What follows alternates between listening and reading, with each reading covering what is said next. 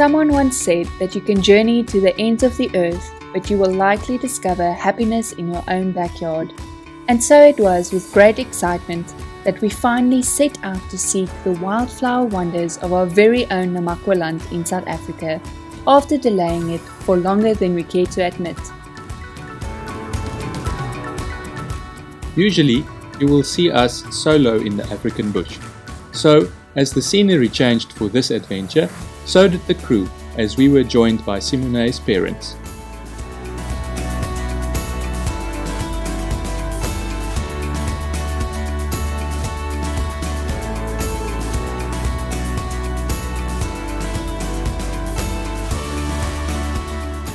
Our first en route stop was a return visit to one of our favorite places, the Orange River. For us, synonymous with magnificent sunsets, fly fishing, and a braai on dried grapevines.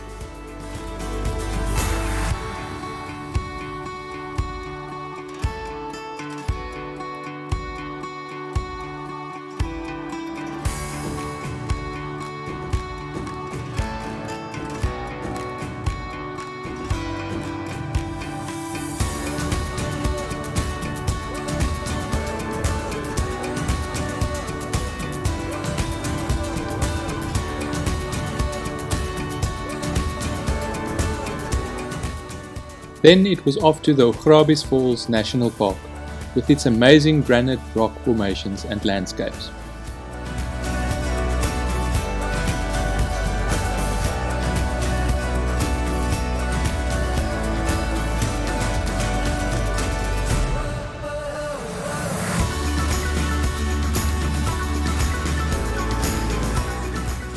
The viewpoints over the 240-meter deep gorge at Namaqua must rank as some of the most awe-inspiring in South Africa. And of course, let's not forget the falls themselves, a 60-meter drop where legend has it a large snake guards a hoard of diamonds in the pool below. Next stop, Springbok.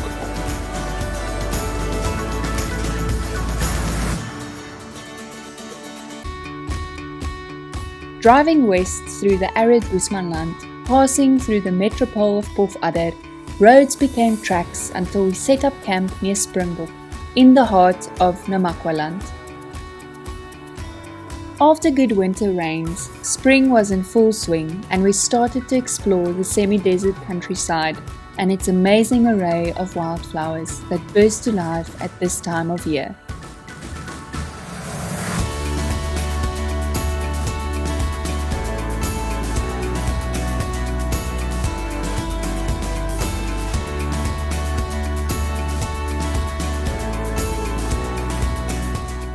The views of the Spectacle mountain pass towards the coast proved to be as spectacular as its name promised.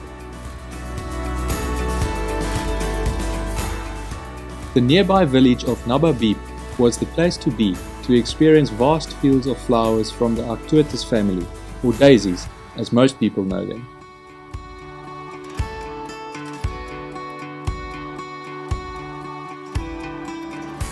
We also explored the nearby Kickoff Nature Reserve, where we saw various types of succulents and drove through fields of beautiful yellow flowers called gaansoortjies, or goose eyes.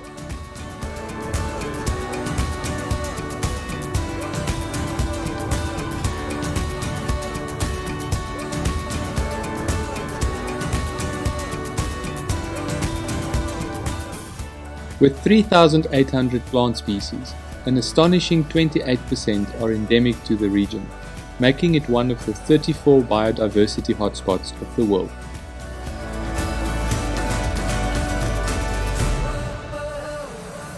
The Springbok area is known for its so-called klipkoppe, rocky hills that are rich in minerals such as copper. Incidentally, this is where South Africa's first mining activity started back in the 1850s.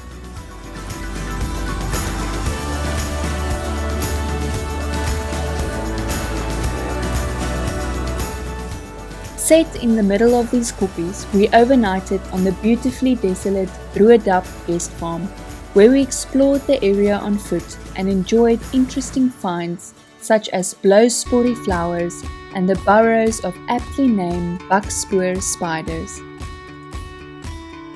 After a delicious breakfast, we set out further south, enjoying the vast open spaces for which the region is famous.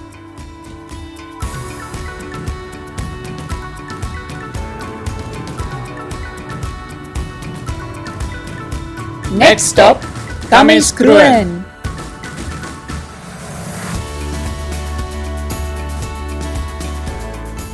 We took the Wildeperdehoek Pass, or Wild Horses Corner Pass, a steep name for a steep pass, built 120 years ago to transport copper ore to the coast. The endless views over the plains below were stunning, and a while later we rolled into the village of Namaqua. The corrugated roads took its toll on our guest vehicle, but as with anything on a cruiser, nothing that couldn't be sorted out by a local welder.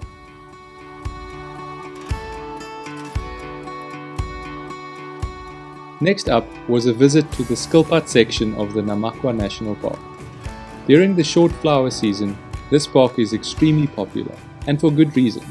We explored it on foot and enjoyed the vast arrays of flowers such as the locally endemic Kamisberg beetle daisy.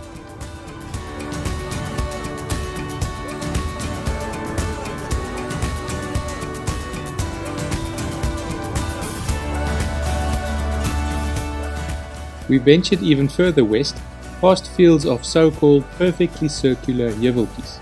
Similar to Namibia's fairy circles, this interesting phenomenon is something science is still having a hard time to explain. Next stop, Namaqua National Park.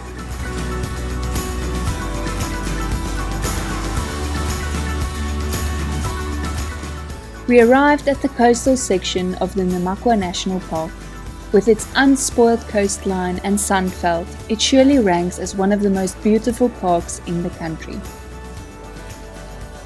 We chanced upon beautiful pale chanting goshawks, as well as colonies of adorable meerkats, the first time we've ever seen them with the ocean in the background.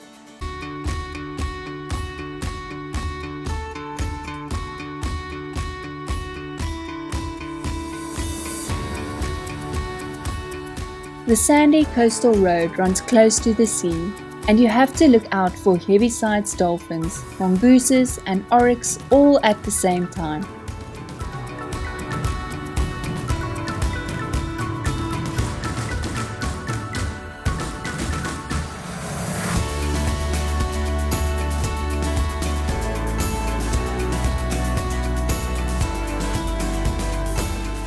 Camping here might be windy, but it also means fresh fish on the poles and beautiful sunsets over the ocean.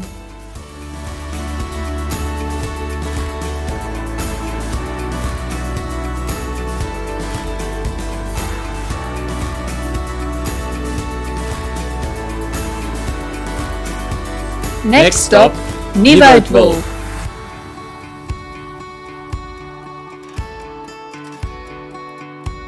From here it was further south across the Knashvlakte, up the Van Rhyns Pass and to the Nieuwoudtville area. Known as the bulb capital of the world, this area has over 300 bulbous flower species.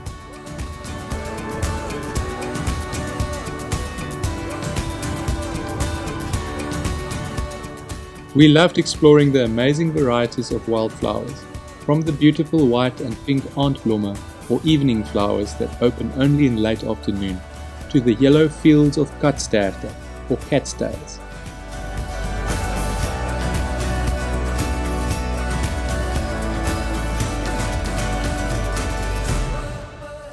Nearby, a waterfall at the Oorlogskloof Nature Reserve drops into a spectacular gorge and ravine below, and we explored the area before heading further south.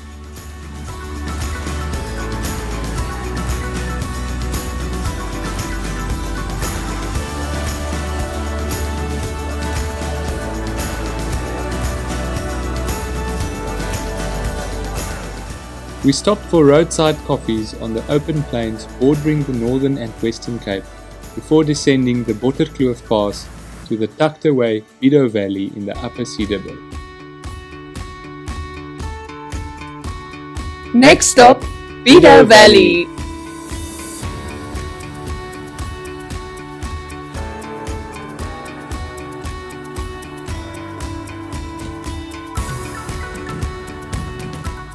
The Biedouw River, a tributary of the Doring River, forms the central artery of this beautiful valley, known for its rooibos tea, amazing mountainous scenery, wildflowers aplenty, and its locally endemic but endangered sandfish population.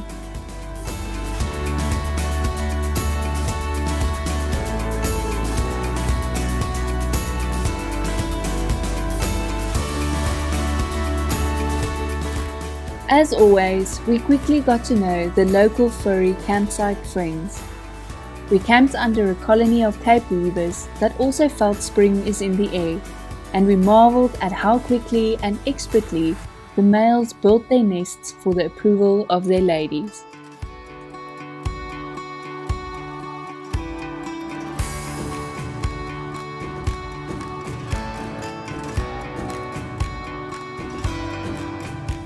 Heading towards Clanwilliam from the Biedouw Valley, we crossed the Augrabies Pass, stopping to pay homage to C. Louis Leipold, famous South African poet, doctor, food expert, and lover of the beautiful Cederberg area.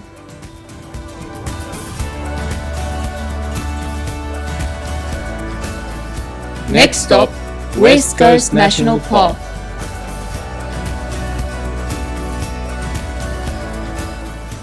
We weaved our way back to the coast until we came to the harbour at Veldrift, where we did as one does in these parts, by enjoying super fresh and delicious seafood.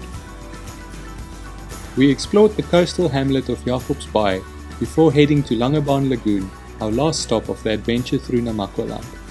Here we enjoyed fresh mussels over the coals and reminisced over all the back roads we have explored over the past few days.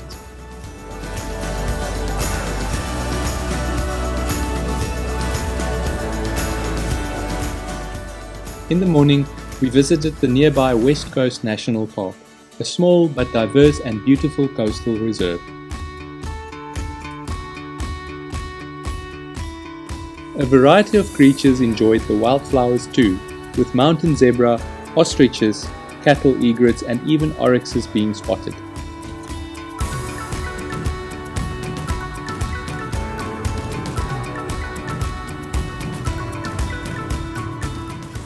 We were dazzled by the vast seas of yellow, white, pink, and everything in between.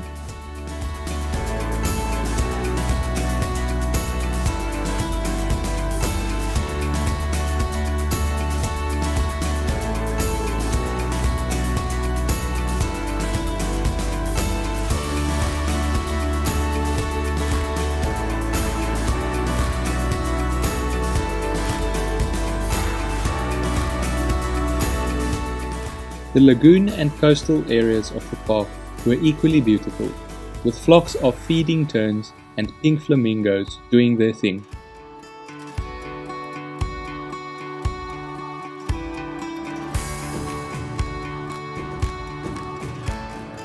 As our springtime adventure came to an end, we reflected that by exploring various different parts of the West Coast region proved to be a good way to find diverse wonders and wildflower species, especially as the areas in which they bloom vary greatly from year to year. An adventure through South Africa's Namaqualand is something everyone should experience in their life.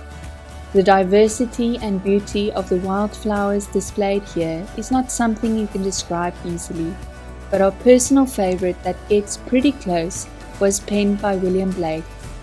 To see a world in a grain of sand and heaven in a wildflower, hold infinity in the palm of your hand and eternity in an hour.